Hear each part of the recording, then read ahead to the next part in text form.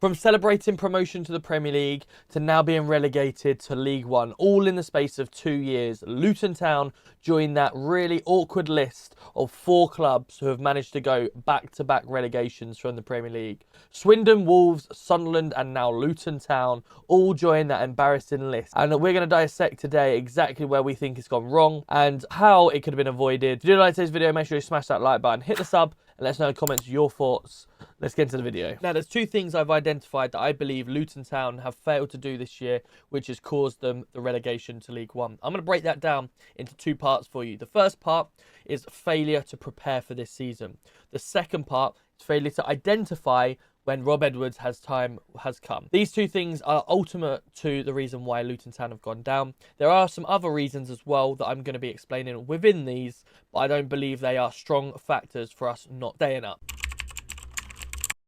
Where did it all go wrong for Luton Town? Now, there's a few things that I would like to say with regards to the expenditure and stuff like that. But before I do, we have to sort of look at the bigger picture, right? With Luton Town, we've needed the infrastructure, better stadium, better facilities at the training ground and various other things. Now, 2008, the board 2020 took over and have really cemented ourselves back to be a sustainable football club and saved us from the brink of being extinct. Now, we've always had the mentality that if we can't afford it, we won't spend it. Just the same as wages. We'll compete in a league that we can compete in based on the wages that we're able to afford. Got no problem with that, so whatsoever. And again, the last couple of years have been calculated risks. The Premier League, no one ever thought that we'd be promoted to the Premier League as quickly as we have, and we did. Fantastic. With the players that we've got, it's always been about bringing in young, fit, and also hungry players from lower leagues and build them up to something incredible, and exactly what we have done. There's some great examples of that. Elijah Adebayo, Walsall. We've also got Jordan Clark, player of the season this year. Also featured massively last year as well. Scored the goal, Wembley as well, to send us up to the Premier League. There's loads of players that I could literally reel off that have done fantastic in this philosophy that we've currently got. These last 2 years, they've focused more on trying to get this stadium done. We've been talking about it since 2016, all the little projects around Power Court, and finally, we've got something that's being dug this summer. They've done a calculated risk, spent most of their money on the stadium rather than the squad, and it hasn't paid off with the squad. However, we finally have a stadium on the way. So I can't knock any of that because we know for a fact that if we don't have the infrastructure being built around us, we will not be able to compete at the top level with the money coming in and with everything else around it. So I am always a massive with the business side of things. It's great that they've sorted the infrastructure out. We have suffered now, but we will reap the rewards eventually when it starts to come in fruition. Back to the footballing side now. They've obviously taken a calculated risk.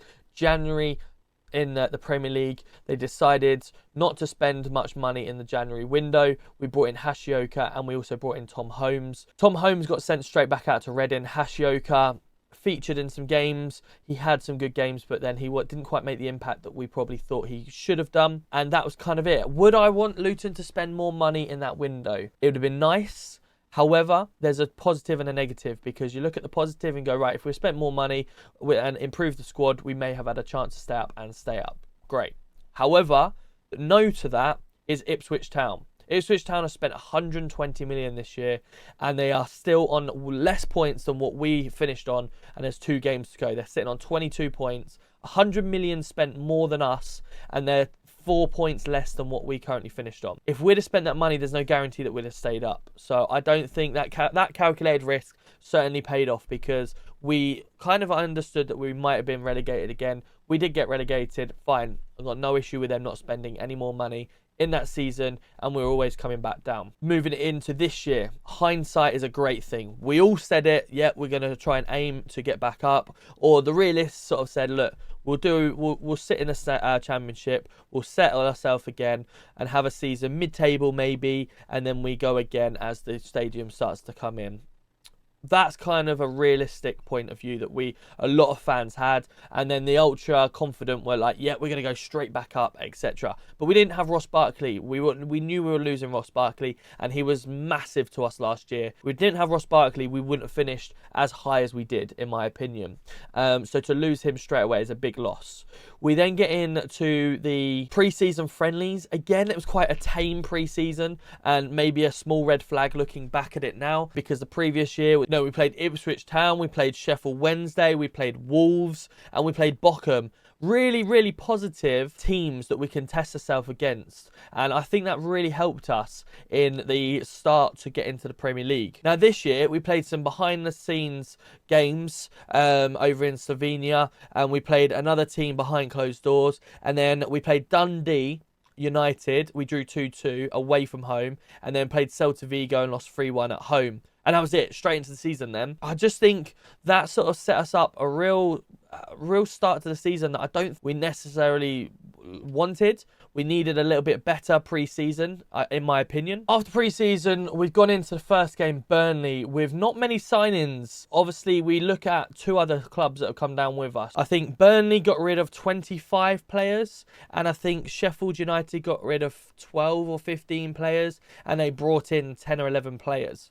Luton didn't really get rid of too many players, and they didn't bring in hardly anyone either. I think for the first game, we had Zach Nelson on the field. We had Joe Johnson on the field, two youngsters that we were bringing through anyway. I don't necessarily think that moving forward we were going to be relying on them. But to start off Burnley at home first game of the season against both relegated Premier League clubs, we lost 4-1 and looked horrendous. We also, on the bench, had Chigoze and I think Francis Clark, two youngsters again. So you could argue that we had four youngsters in our squad of players for that first game. We've just had pre-season, we've also had a summer transfer window, and at that point the red flag was flagging straight away, and you sort of looking back overall at the season, God blimey, we are really short for players here.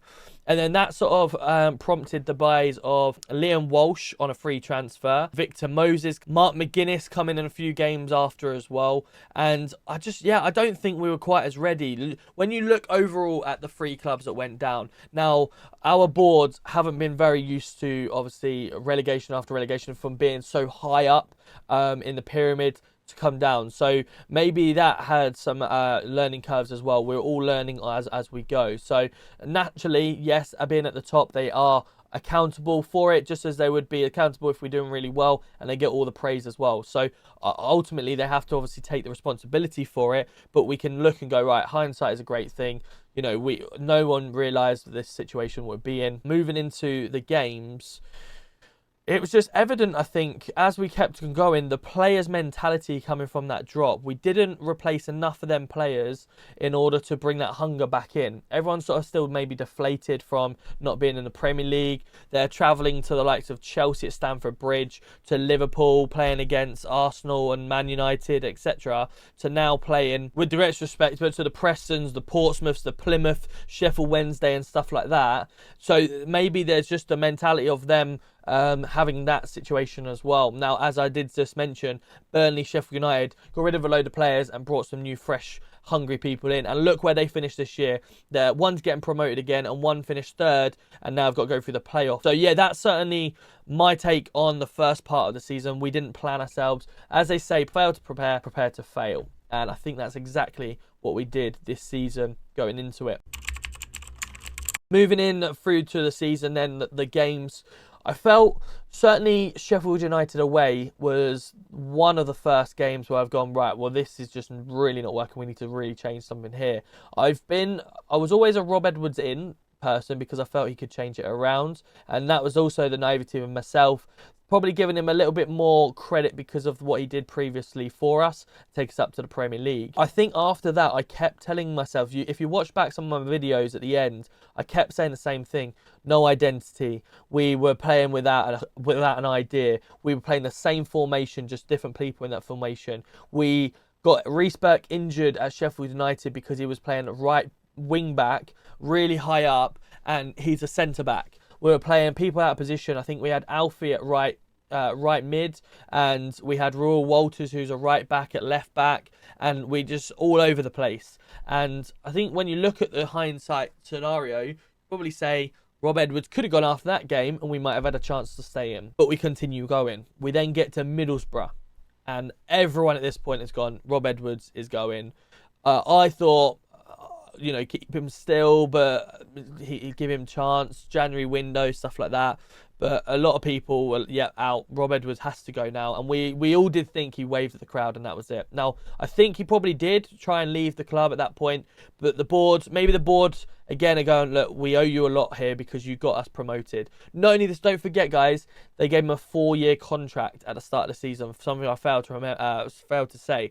They gave him a brand new 4-year contract. Now, after relegation from the Premier League, I think personally may have given that because there was rumours of Rob Edwards being nicked and going up into the Premier League again with another club, or there was rumours of someone else taking him. Now, I think the board probably was a bit of a panic situation there, and they wanted to keep him longer or get some money for him, so they've given him a new contract. 4 years is a crazy amount considering he's just got us relegated from the Premier League. Now, we all knew that we were kind of getting relegated anyway, but anything could have happened this season, and now looking at it, it did. But at the start of the season, I would have probably gone, if they'd have given him a 2-year contract, would have said, yeah, fair enough, 2-year contract, because you're only paying for the 2 years. But now you potentially got to pay for 4 years worth of contract, knowing full well that you get rid of him halfway through the season, is quite a ludicrous decision in my opinion. After Middlesbrough game, Rob Edwards, there was lots of talk and it went silent because it was international break. And then all of a sudden, they just announced that he's staying and he's still continuing. I think it was like preparing for the next game. There was a tweet, something like that. He then comes out. We have another 11 games under him, and it just, the same thing continued to happen. We were just playing football. We were escaping at home by winning a couple of games, but all we're doing is paper over in the cracks almost. Get to after QPR, and that's enough. They've got rid of the manager. And then we get Matt Bloomfield in after the Nottingham Forest game. Think from the board's perspective, now looking at it, should have got rid of him after the Middlesbrough game, at least. If we'd have had more time, then maybe Matt Bloomfield could have still kept us up. But I tweeted the other day, Matt Bloomfield tried to come in with his new formation that he was playing everywhere else. The board knew what he wanted to play, 4-2-3-1. He tried to play that for 5 games. It didn't really work. Started to change it back to how we used to have it, with the 5 at the back. We took a couple of games to get going, but the remaining 15 games, he got us 23 points, which was a top 8 finish. 15 games, he got 3 less points than what Rob Edwards did in 26 games. The stats do say that if we got him in earlier, he probably would have kept us up. We started to change. As soon as he went back to that formation that the players were used to, we started to play some really good football, but mainly we were really good defensively. So I think personally, the downfall was that the board didn't prepare well enough at the start of the season, and then they failed to get rid of Rob Edwards quick enough. January transfer window, they kind of made up for themselves a little bit because we got in the likes of Asgard, the Alleys, to play that formation that obviously Matt Bloomfield wanted to play. We could have literally been sitting here last week going, fair play to the board. They buggered up at the beginning of the season, but they corrected themselves in January and they are able to keep us up. Fair play. Massive credit to the board for absolutely smashing it in the January and holding up to themselves and then bringing it back through. Matt Bloomfield, brilliant, getting it sorted. But because the lads let them down on the last game of the season and played, I don't know what they played. It was horrendous football, and it was almost like we'd gone back to the Middlesbrough game. But Middlesbrough, we played all right for 20 minutes. So that was the real disappointing thing from there. They kind of got let down by the last game of the season. And we're now sitting there talking about League One. But as I say, guys, with regards to the lack of investment at the start of the season, probably is a massive factor due to the infrastructure that we're looking to build. So it is damned if you do, damned if you don't. But unfortunately, damned if we don't, because we are going down to League One. Now, I do believe that the boards have learned a lot of things over this year from the errors that have been created, and they will rectify them for next year. Time will tell with that, because summer transfer window is fast approaching, and I think the first fixture is the 1st or 2nd of August this year. So yeah, we really need to get ourselves sorted for that start of the season. I will be making another video once the transfers are up and running, just sort of understands what we're looking to do and who we keep. But yeah, this will determine whether we've got serious aspirations to get straight back up or not. But if you do like today's video, make sure you smash that like button, hit the sub, let us know your thoughts in the comments, and we'll see you on Sunday for the ladies. Luton ladies have got their cup final against Stevenage at Bedford Town. It is free to go, so feel free to come on down and support the ladies because they've already won one cup. They want to win another. See you on Sunday.